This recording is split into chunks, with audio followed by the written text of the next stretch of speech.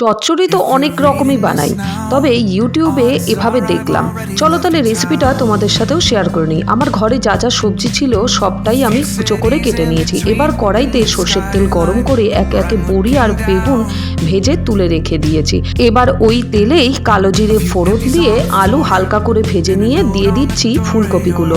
এটা ভাজা হতে হতে চলো মশলাটা রেডি করে নিই। ইউটিউবে দেখলাম মশলাটা এখানেই আমাদের থেকে একটু আলাদা। 2 টেবিল স্পুন পোস্ত, সামান্য সর্ষে, কাঁচা লঙ্কা, তার সাথে জিরে ভালো করে বেটে নিয়ে এবার আলু আর ফুলকপি ভালো করে ভাজা হয়ে গেলে বাকি সবজিগুলো দিয়ে ঢেকে দেবো 10 মিনিটের জন্য। হালকা সেদ্ধ হলে জল মিশিয়ে পুরো বাটা মশলাটা দিয়ে 10 মিনিট অন্তর অন্তর নাড়িয়ে চাড়িয়ে দেখতে হবে।